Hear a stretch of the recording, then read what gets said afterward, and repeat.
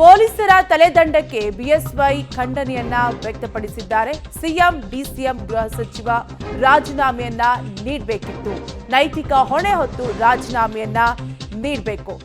ಹೀಗೆ ಸಾಕಷ್ಟು ಆಕ್ರೋಶ ವ್ಯಕ್ತವಾಗ್ತಾ ಇದ್ದು, ಪೊಲೀಸರ ಅಮಾನತು ಮಾಡಿರೋದು ನಾಚಿಕೆಗೇಡಿನ ಸಂಗತಿ. ಸರ್ಕಾರದ ವಿರುದ್ಧ ಮಾಜಿ ಸಿಎಂ ಬಿಎಸ್ ಯಡಿಯೂರಪ್ಪ ವಾಗ್ದಾಳಿಯನ್ನ ನಡೆಸಿದ್ದಾರೆ.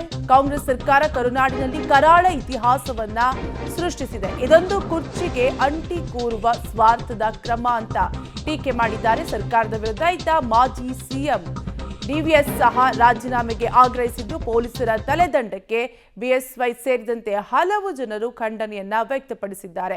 ಸ್ವತಃ ಮುಖ್ಯಮಂತ್ರಿ ಉಪಮುಖ್ಯಮಂತ್ರಿಗಳೇ ಮುಂದೆ ನಿಂತು ಇಡೀ ಸರ್ಕಾರವೇ ವ್ಯವಸ್ಥೆಯ ಜವಾಬ್ದಾರಿ ಹೊತ್ತು ಆರ್ಸಿಬಿ ವಿಜಯೋತ್ಸವ ಆಚರಣೆಗೆ ಮುಂದಾಗಿ ಇಂತಹ ಬಹುದೊಡ್ಡ ದುರಂತಕ್ಕೆ ಕಾರಣವಾಗಿರುವ ತಮ್ಮ ನೈತಿಕ ಜವಾಬ್ದಾರಿಯನ್ನ ಮರೆತು ಜನರ ಆಕ್ರೋಶವನ್ನ ತಣ್ಣಗಾಗಿಸಬಹುದೆಂಬ ದುರಾಲೋಚನೆಯಿಂದ ಪೊಲೀಸ್ ಆಯುಕ್ತರು ಸೇರಿದಂತೆ 5 ಪೊಲೀಸ್ ಅಧಿಕಾರಿಗಳನ್ನ ಬಲಿಪಶು ಮಾಡಿ ಅಮಾನತು ಮಾಡಿರುವುದು ನಾಚಿಕೆಗೇಡಿನ ಕ್ರಮವಾಗಿದೆ.